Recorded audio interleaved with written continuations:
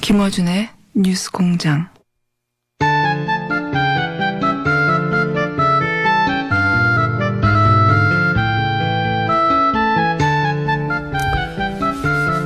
모르가즘 정의당 노회찬 원내대표 나오셨습니다. 안녕하십니까? 네, 안녕하십니까? 네, 최고의 인기 코너.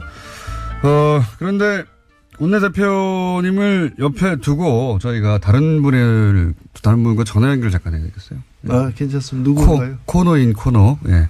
같은 당이어서 별도로 뽑지 않고 코너인 코너로 만들었습니다.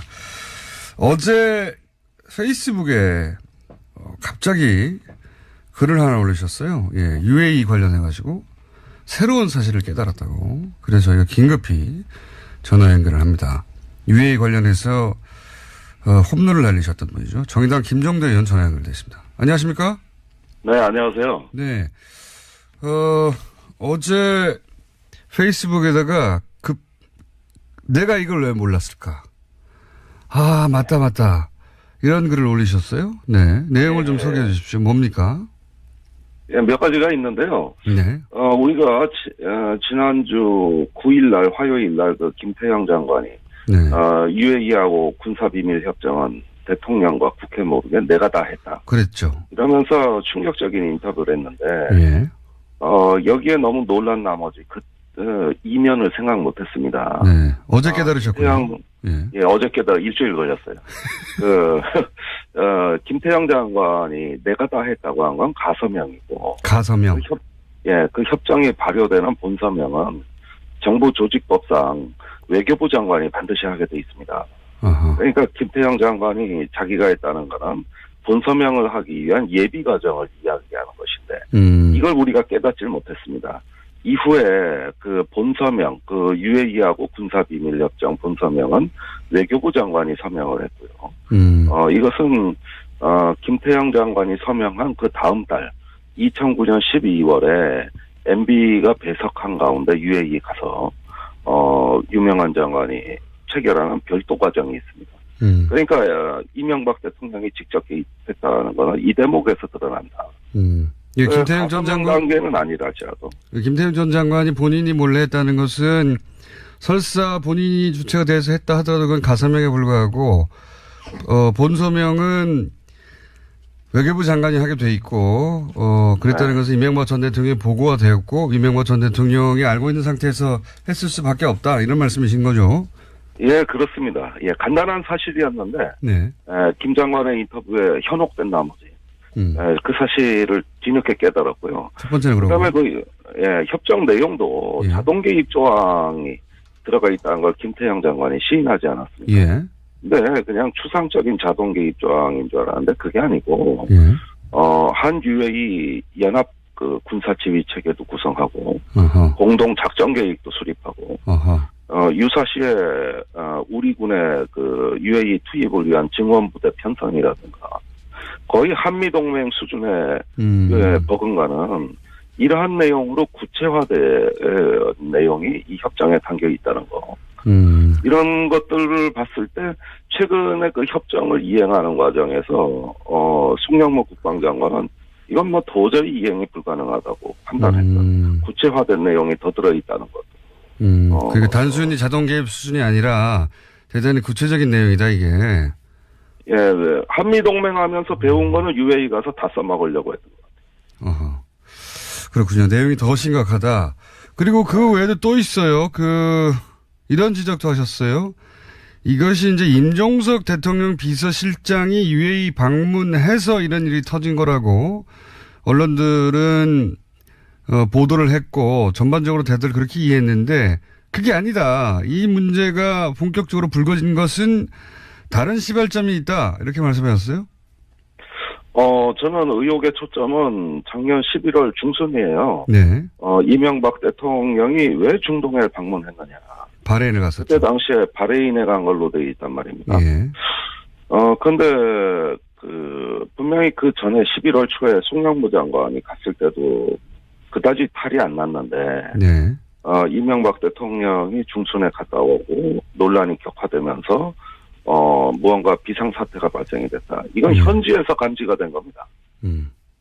그래서 왜 그때 이명박 대통령이 급히 중동을 방문했느냐. 이게 의혹의 초점이 될 수밖에 없다고. 그러니까 초점이 임종석 비서실장의 유해 방문이 아니라 이명박 전 대통령의 중동 방문으로 맞춰줘야 된다. 이런 말씀이시네요? 네, 그렇습니다. 그때 혹시 중동에 이명박 전 대통령이 급히 방문했을 때 무슨 일이 있었는지는 아직 정확하게 모르시는 거죠?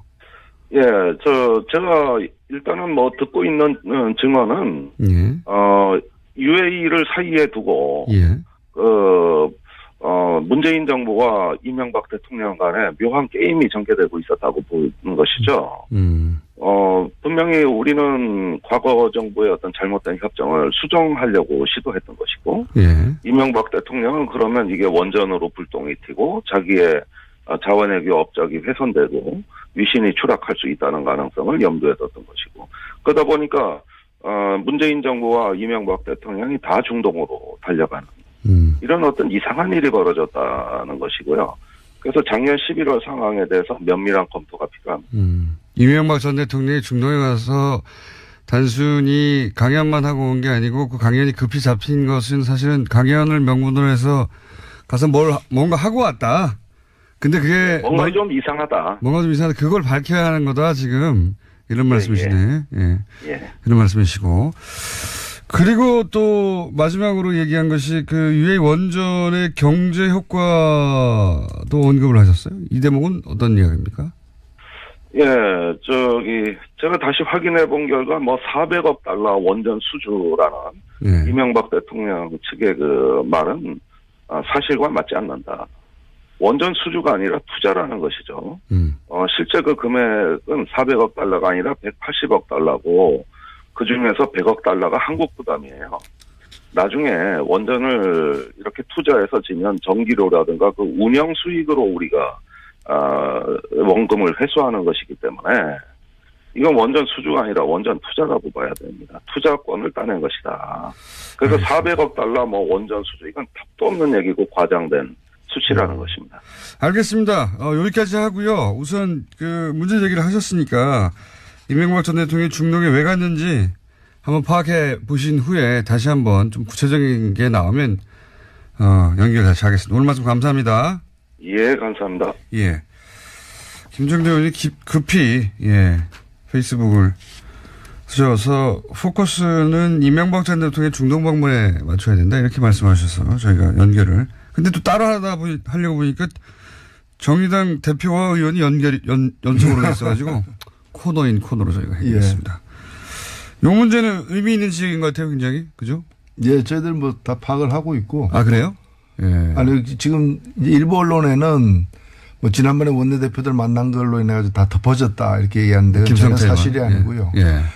명확하게 해야 될 것은 김승태 의원 등 자유한국당에서 엉뚱하게 제기한 문제들이 더 이상 계속 제기하기 힘들게 되니까 자유한국당이 꼬리를 내렸다. 이렇게 봐야 되고 이 사안에 대한 어떤 진실과 또 과정에 문제가 있었다면 문제가 해결되는 것은 지금 진행 중이에요. 현재는 ING다 이것은. 진행 중이기 때문에 좀 지켜보면서 대응할 생각입니다. 청와대 쪽에서는 이 정도에서 예를 들어 UAE라고 하는 상대국이 있으니까 무마했으면 하는지 모르겠지만 정의당 입장에서는 그 과정에서 문제가 있다면 밝혀져야 한다. 예. 이제까지 공직자들 중에서 제일 실체적 진실에 가깝게 솔직하게 그리고 단호하게 얘기한 사람은 문재인 대통령이에요. 지난 신년 기자회견 때 문제가 있었다는 것과 그리고 저쪽에서 상대국에서 공개하지 않기를 원한다는 것과 그걸 존중해야 되니까. 그리고 또 하나는 뭔가 그럼에도 불구하고 잘못된 문제는 수정 보완하겠다라고 얘기를 했고 미래에는 밝혀질 것이라고 얘기를 했습니다. 언젠가는 밝혀질. 그래서 수정 보완이 진행 중인 걸로 저희들은 알고 있고 예의주시하고 있다. 이명박 전 대통령은 왜 갔다고 보십니까? 그것도 저는 곧 드러나리라고 봅니다. 뭔가 좀 아시는 게 있는 표정이신데. 결국엔 천하의 비밀은 없다. 다수와 관련해서도 그렇듯이 다 드러나게 돼 있습니다. 초기에 제가 이것은 뭔가 이간질이 일어난 것 같다고 제가 표현한 적이 있는데, 당대 최고의 촉입니다. 그러지 않고선 이런 일이 벌어질 수 없다. 이명박 전 대통령이 중동에 간 것은 강연이 아니라 가서 뭔가 이간질을 한 것 같다. 이렇게 표현한 건 저기 있는데 내용이 좀 나올 건가 봅니다. 정의당에 의해서. 자, 기대해 보고요. 어제 그 판사 블랙리스트가 나왔어요. 게다가 양승태 대법원장을 비판하는 사람의 어떤 그 출마 선거를 어떻게 대응할 것인가 하는 문건도 나오고 선거 개입이죠. 그러니까 이명박 박근혜 정부 시절에 있었던 블랙리스트와 선거 개입을 고스란히 닮은 일이 사법부 내에서 일어났어요. 예, 이게 서울중앙지법의 단독 판사회의라는 이 기구가 있고요. 예. 단독 판사들의 회의체입니다. 예. 이게 의장을 선거를 하게 돼 있는데 그동안은 쭉 이제 단독 후보가 나와서 그냥 선출이 됐어요. 예. 근데 2014년부터는 경선을 하기 시작했는데 2016년 경선 때 이 사고가 터진 겁니다. 예. 이때 어떤 분이 유력한 후보로 이렇게 경선에 출마를 했는데 결국 이분이 나중에 당선은 됐습니다. 예. 당선은 됐는데 굉장히 지지를 많이 받는 후보였는데 문제는 지금 이제 드러난 이 비밀 문건에 네. 이 선거 때 이 예. 유력한 후보를 갖다가 꺾기 위해 가지고 예. 법원 행정처에서 예. 법원 행정처장 등 법원 행정차장 등 고위 관계자들이 대항마를 세워서 예. 그러니까 이제 자기 측 후보를 예. 법원 행정처 측 후보를 갖다가 내세워가지고 꺾으려고 했던 모의를 했던 문건이 드러난 거예요. 그게 왜 안 없애고 거기 남겨놨을까? 그러니까 이게 자기들은 지웠는데 예. 이제 이걸 다시 읽어낸 거죠. 포렌식으로 찾아낸 거군요. 포렌식으로 해서 읽어낸 건데 이게 이때 그 문제가 됐던 건 왜 그러면 이 사람을 꺾으려고 했는가? 바로 예. 이 사람이 박상옥 대법관 후보 인사청문회 무렵에 예. 저 대법관은 1987년 박종철 사건 때 그 고문치사를 갖다가 은폐했던 그 장본인인데 은폐하고 왜곡했던 그 검사 시절에 예. 장본인인데 저런 사람이 대한민국의 대법관이 됐으면 되느냐라는 의견을 현직 판사로서 소신 있게 올려서 주목받았던 사람이에요.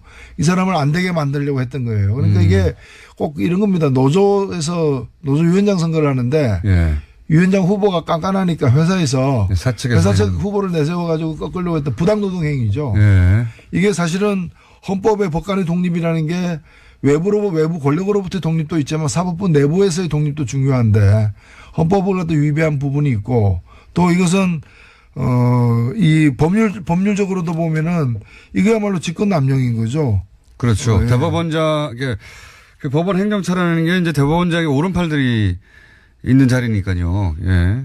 대법원장을 비판했기 때문에 그리고 또 현직 대법원장이 보기에 정치적 성향이 자기가 안 맞기 때문에 못 되게 만들려고 하는 거 아닙니까? 안 되게 만들려고. 그리고 그걸 그렇죠. 실제로 실행에 옮긴 거죠. 후보를 세웠으니까. 그 근거가 드러난 겁니다. 예. 게다가 블랙리스트도 만들고. 이거는 당시 이명박 박근혜 정부가 했던 일을 사법부 내에서 거의 본질적으로 똑같은 일을 한 거예요. 네. 예. 똑같은. 그래서 이것은 이대로 덮고 넘어갈 수 없는 문제다. 맞습니다. 예, 이건 수사 대상이 돼야 된다고 봅니다. 그러면 이게 사상 최초로 전직 대법원장이 그죠? 예. 예. 대법원장이 지금 포토라인에 쓰는 거 아니야? 이런 얘기까지 나오고 있어요. 어떻게 보십니까? 조심조심. 예, 참 유구무원입니다. 입이 있어도 말하기가 두려운 할 말을 잃게 만드는 참담한 상황입니다. 그러니까 그런 상황을 전혀 이럴 땐 이런 표현을 쓰죠. 전혀 배제할 수 없다. 이게 상상하기 힘든 일인데 근데 보통 이런 얘기는 이제 추정과 또는 그 주장과 이런 게 난무하는 수준에서 시끄럽다가 끝나야 되는데 이번에는 문건들이 나와버려서요. 이게 이제 당시에 문제가 됐을 때 이 PC를 확보하고 그 PC를 계속 복원하고 있었지 않습니까? 근데 이걸 못 열게 했었죠. 예, 그러니까 그 판사들의 어떤 자유로운 그런 이제 이 의결 과정에 그 법원의 사법부 최고 권력이 개입을 한 거예요. 그러니까요. 이제까지 이걸 태블릿 PC가 아니고 업무용 PC를 갖다 열지 못하게 했잖아요. 그때 그렇죠. 이유가 뭔가 개인정보가 들어가 있다 그랬거든요. 양승태 대법원장 시절에 못 열게 했죠. 예. 개인의 사생활이 들어가 있을 수 있기 때문에 열면 안 된다. 프라이버시 침해다고 했는데 그럼 이러한 부당한 개입이 대법원장의 사생활이었냐. 요거를 막으려고 했던 거죠, 사실. 그렇죠. 이게 문서가 드러날까봐. 근데 드러나 버렸네요. 이거는 정치권이 뭐 국정원이나 혹은 뭐 공무원사에 개입한 거는 차원이 다른 거라 그런 불법 행위를 판단하고 또 죄를 묻고 하는 사법부가 스스로 이런 일을 했기 때문에 훨씬 더 충격이 큰 거죠. 판사 사회 내부에서 그냥 넘어갈 수 있겠는가. 법의 최후의 보루인데 거기서 이렇게 했으니까요. 이거 그냥 넘어갈 수 없을 것 같은데요. 그렇습니다. 네. 보건소가 전염병에 감염된 거죠. 보건소가 전염병에 그럴 때는 보건소 가면 안 됩니다. 보건소가 전염병 감염된 게 아니라 보건소에서 전염병을 막 만들어내고 있었던 겁니다. 네. 그냥. 그러니까 보건소가 움직이면 그게 퍼지게 되는 거죠. 네, 그런 상황입니다. 이거 이제 보도가 그렇게 많이 되고 있지는 않은데 내용적으로 보면 굉장히 우리 사회에 큰 파장을 미칠 사건입니다. 예. 정치인들은 감옥에 갔다가도 다시 나와서 또 국회의원 되기도 하잖아요. 예. 사면 복권 내고 다시 그런데 이건 그거하고 다르거든요. 정치권에서는 비일비재하던 일이었지만 사법부에서 이러는 거는 전례가 없기 때문에 그래서 말을 조심하시는 거죠, 지금. 그래서 놀라운 거죠. 이게 흐르는 물에는 2급수도 있고 3급수도 있을 수 있지만은 돈 주고 파는 그 고급 생수가 2급수나 3급수였다면 그건 말이 안 되는 거잖아요. 양승태 전 대법원장 어떻게 해야 됩니까? 일단은 저는 엄정하게 수사할 것은 수사하고 조사할 건 조사해야 된다고 봅니다. 자, 그런 큰 사건이 하나 있습니다. 그리고 국민의당 바른정당도 이제 점입가경 상태입니다. 이제 되돌릴 수는 전혀 없고요. 예. 다리는 서로 건넜고요, 완전히. 근데 바른정당은 근데 또 추가로 탈당을 박인숙 의원이 해서 바른정당이 한 자릿수로 줄어버렸어요. 네. 한두 명 더 할 수도 있을 것 같고. 예. 원희룡 제주지사도 망설이는 것 같고요. 그리고 안철수 대표 국민의당에서는 이제 전당대회를 어떻게든 치러야 되니까 물러설 수가 없잖아요. 물러서면 다 죽으니까. 그러니까 전당대회를 치러야 되는데 전당대회를 치러서 사실은 거기서 합당을 결정해내기가 굉장히 어려우니까 지금 당규를 바꾸고 있다고 하죠. 예. 예. 맞춤형 당규죠. 예. 그래서 분산도 시도하고 또 온라인 오프라인 나누고 하여튼. 근데 전체적으로 보면은 어떻게 하든 온갖 무리수를 갖다가 감수해서라도 목적은 달성하겠다. 그런 거죠. 라는 태세인 것 같고. 그래서 그렇다 보면은 목적은 달성될 수도 있습니다. 맞습니다. 근데 이제 손에 쥐는 게 뭔가 이사를 했는데 이사 비용이 집값보다 더 비싸. 그럼 왜 이사를 했느냐. 집값보다 더 비싸. 그러니까 지금 바꾼 당규는 이런 식인 거죠. 국회에서 국회의장이 본회의를 하고 본회의장 안에 국회의원들 다 모여서 하는데 그게 아니라 이제 국회 본회의를 본회의장에서만 하는 것으로 인정하는 게 아니라 저기 동사무소에서 비디오로 중계하면 거기서도 본회의 하는 걸로 쳐주고 그죠? 그렇게 바꾼 거예요. 굉장히 무리수인데 어쨌든 그렇게 했습니다. 바꿨어요. 당권을 가지고 있다 보니까. 그래서 전당대회에서 어떻게든 그리고 이제 의장의 권한도 이제 제한했죠. 굉장히. 원래는 의장이 이제 개회를 선언해야 되는데 시간만 되면 자동으로 개표가 되고 시간만 되면 개표가 끝나는 것으로 만들어 버려가지고 혹시 의장이 도장이 망치로 쾅쾅쾅 안 두드릴까봐 그것도 장치를 만들고 해서 어떻게든 되긴 될 것도 같아요. 그렇습니다. 되긴 될 것도 같습니다. 이걸 어떻게 보십니까? 바른정당 그 와중에도 또 이제 각 대표들은 자기 정치적 입장을 드러내야 되니까 바른정당 유승민 대표는 한반도기를 들고 입장하는 거는 안 된다라고 했고 안철수 대표는 한반도기도 안 되고 인공기도 안 된다. 이게 그러면 안철수 대표 이야기대로 하면 북한 선수단은 태극기를 들어야 돼요. 인공기도 안 되고 한반도기도 안 되면. 어쨌든 이 입장에 대해서는 어떻게 생각하십니까? 근데 한반도기는 이제까지 제가 기록을 보니까 7번이나 이미 여러 번 했죠. 여러 번 같이 들었던 기억이 있고요. 그다음에 한반도기는 뭔가면은 국가기관입니다. 예. 우리가 이제 공동선수단이라는 이름으로 뭔가 정치적으로 의미 있는 퍼포먼스를 하기 때문에 그게 합당하게 그 길을 갖다 양쪽 그래. 길을 다 들 수 없어 드는 거고요. 만일에 거예요. 그 선수들이 입상을 하게 되고 메달을 따게 되면 올라가는 깃발은 그 자기네 국가의 당연히요. 깃발, 인공기나 태극기가 올라가는 거고 너무 당연한 거고. 공동선수단일 경우에는 합의에 따라서 예. 한반도기가 올라갈 수도 있고 각각의 기가 공동으로 두 개 다 올라갈 수도 있는 예. 그런 합의가 아직 안 됐기 때문에 지켜봐야 될 거고 그래서 태극기가 안 올라간다거나 또는 인공기에 대해서 인공기를 들고 들어오면 안 된다는 얘기는 저는 상당히 충격적이에요. 그러니까 북한을 어떻게 하라는 거야 그러면? 그거는 참가하지 말라는 얘기 아니에요. 참가하면 그러니까요. 자기 나라 국기를 드는 건데. 북한이 참가한 모든 올림픽에서 인공기를 들고 들어갔어요. 북한만이 아니라 모든 참가 국가가 그렇죠. 예. 당연한 권리죠. 너무 당연한 건데. 이게 정말 금성에서 온 분이 아닌가. 안철수 대표가 갑자기 한반도기는 안 된다. 이거는 이제 유승민 대표하고 그러니까 태극기를 들어야 된다는 의미죠. 이거는. 네. 그렇게 이해할 수도 있는데 인공기도 안 된다는 건 제가 처음 들어본 아니 자기들 국기인데 그걸 못 들게 하는 게 말이 됩니까? 전혀 진짜 뭐 외계에서 온 게 아닌가. 인공기도 안 된다는 건 처음 들어본. 전당대회가 무산되면은 한국을 떠날 수밖에 없다고 얘기했는데 떠나면 어디로 갈 것인가 저는 금성으로 갈 거라고 확신합니다. 그러니까 이제 보수적인 본인의 나는 보수적이라고 하는 색깔을 더 강하게 드러내기 위해서 그런 말까지 간 것 같은데. 근데 한반도기 처음 들게 된 게 어느 정권 때인 줄 아세요? 그게 노태우 정권 때 아닙니까? 예. 저는 굉장히 오래됐어요. 진심으로 바라건대 유승민 대표나 안철수 대표가 배워야 될 사람이 딴 사람보다는 노태우 대통령입니다. 남북관계에 대해서 그 노태우 대통령 우리가 알다시피 군부 쿠데타 세력이고 90년대 뼛속까지 보수주의자입니다. 그러나 이분이 남북관계에 대해서 어떤 인식과 태도를 보였고 어떤 그 업적을 남겼는가 남북기본 합의서를 포함해서 그건 좀 보고 배우기를 바랍니다. 이게 진짜 90년대에 끝난 이야기거든요, 이거는. 네. 예.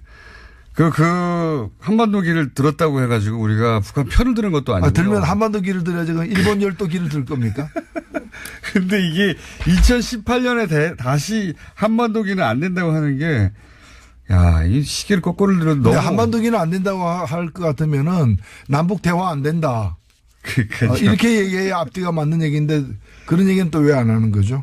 이거 한반도기를 들고 다니엘 탁구팀이 세계대회를 우승한 적도 있고요. 그렇죠. 이미 너무 많아요. 이 기록은.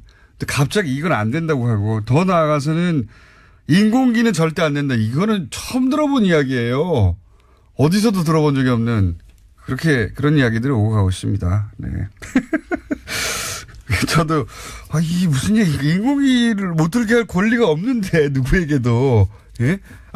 IOC도 없고 아무것도 없는데 그런 얘기가 나왔습니다. 자,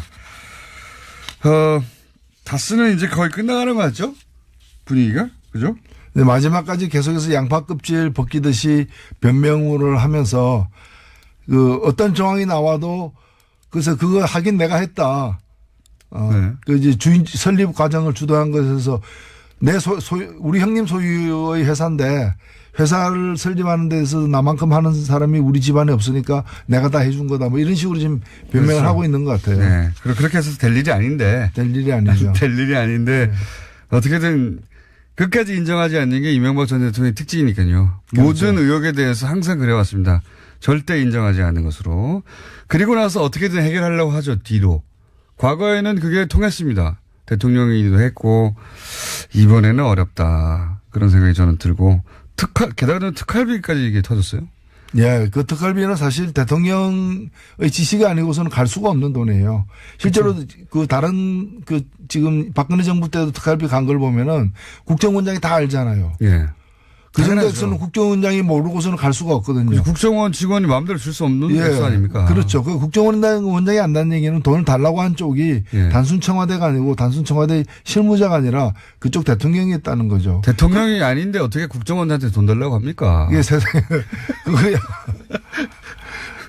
상상할 수 없는 일이죠. 천하의 사기꾼도 그 짓은 못 하는 거죠. 그래서 뭐 너무 뻔한데 이와간 이제 또 아니라고 하고 있고요. 저는 오늘 이제 어제 나온 뉴스 중에 주목하는 게 중앙일보에 보던데 2011년에 방미했을 때 그때 국정원 특활비를 환전해서 가져갔다는 거 아닙니까? 공식적으로 방미했는데 국정원 특활비가 왜 필요합니까? 예. 그래서 지금 사실은 그 국정원 특활비가 그 법원 등 영장 등에 의해서 심사 과정에서 인정된 거는 4억 플러스 알파입니다. 예. 2억 플러스 2억 플러스 알파인데. 그게 다겠느냐. 그게 다가 아니죠. 그리고 그 중에 보면은 청와대 기념품 2억 이런 게 있습니다.